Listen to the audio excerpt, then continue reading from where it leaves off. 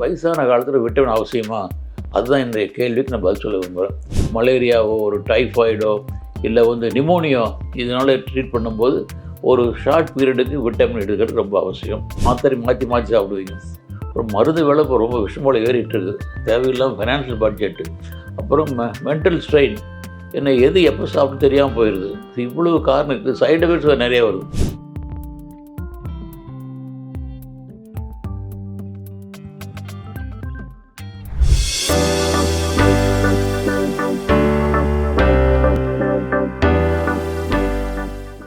முதியோர் மருத்துவ கேளுங்கள் நிகழ்ச்சியில் மறுபடியும் உங்களை சந்திப்பதில் நான் மிக்க மகிழ்ச்சி அடைகிறேன். எனக்கு வழக்கம் போல் நிறைய கேள்வி வந்துட்டுருக்கு. இன்றைக்கி கேள்வி ரொம்ப வெரி இன்ட்ரெஸ்டிங், வெரி ப்ராக்டிக்கலான கேள்வி.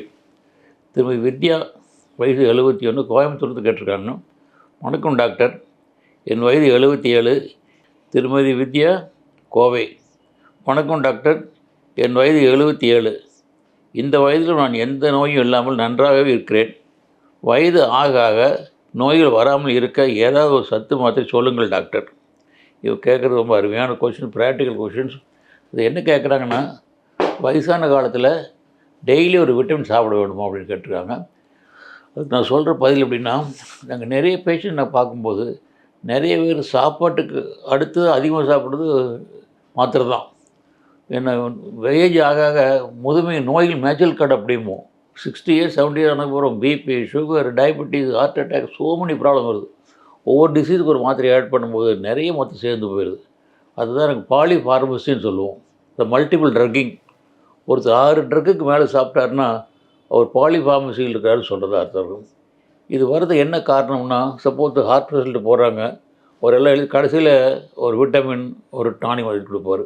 ஒரு டாக்டர் ஒரு ஸ்பெஷலிஸ்ட் என்ன எழுதுகிறாங்கன்னா, ஒரு ஆன்டாசிட், ஒரு sleeping tablets, one pain killer, ஒரு சத்து மாத்திரை.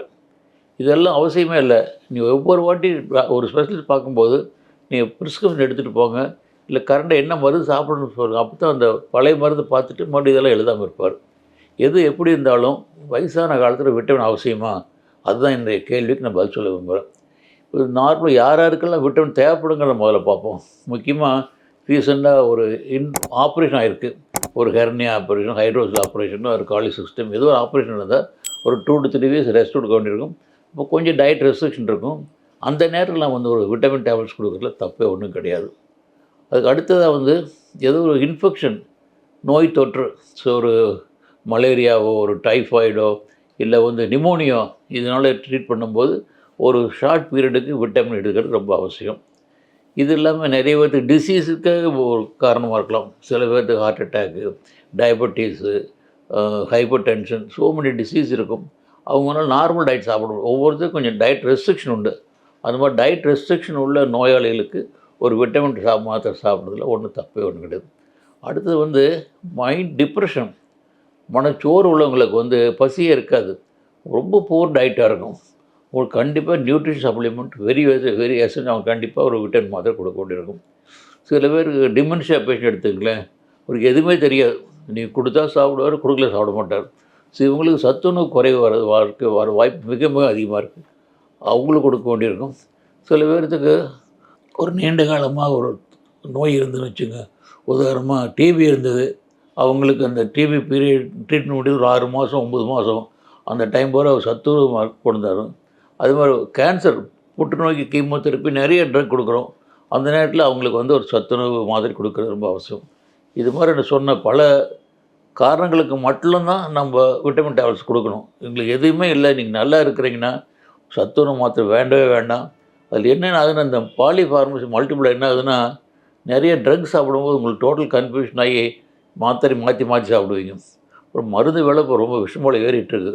தேவையில்லாமல் ஃபைனான்ஷியல் பட்ஜெட்டு, அப்புறம் மென்டல் ஸ்ட்ரெயின், என்ன எது எப்போ சாப்பிட்டு தெரியாமல் போயிடுது.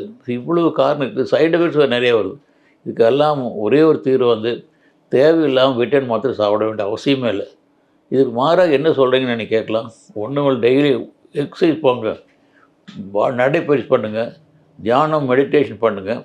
தினம் பால், பழம், தேன், பச்சை காய்கறிகள், நெல்லிக்காய், பாதாம் பருப்பு ஆகியவற்றை உட்கொண்டால் நல்ல முதுமை நலமாக வரலாம். நீங்கள் நெல்லிக்காய் டெய்லி ஒன்றும் சாப்பிட்டீங்கன்னா உங்களுக்கு ஆன்டி ஆக்சிடென்ட் நோய் தொற்றே வராமல் இருக்கலாம். நான் என்ன கன்க்ளூட் பண்ணுறேன்னா, இந்த விட்டமின் சாப்பிடணும் மற்ற சாப்பிட்றதுனால ஓரளவுக்கு கம்ஃபர்டபுளாக இருக்கும். ஆனால் நோய்கள் வராமல் அது தடுக்கிறதுக்கு வாய்ப்பு இல்லை. ஆனால் நான் சொன்ன இந்த ஐட்டம் இருக்குது பாருங்கள், பால், பழம், தேன் இதெல்லாம் சாப்பிட்டோம்னா நோய்கள் வராமல் தடுக்கிறதுக்கு வாய்ப்பு அதிகமாக இருக்கும். ஸோ ஆகையால் முதுமை காலத்தில் எல்லோரும் விட்டமின் சாப்பிட வேண்டிய அவசியமே கிடையாது.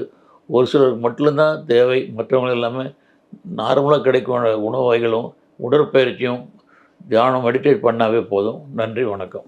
உங்களுடைய சந்தேகங்களை ஸ்க்ரீனில் தெரியும் இந்த நம்பருக்கு வாட்ஸ்அப்பில் அனுப்புங்கள். நான் அதுக்கு தக்க பதிலை சொல்லுகிறேன். இது பூங்காற்று, நாளைய நல்வாழ்விற்கான வழிகாட்டி. தொடர்ந்து இந்த மாதிரி வீடியோக்களை பார்க்க பூங்காற்று சேனலை சப்ஸ்கிரைப் பண்ணுங்கள்.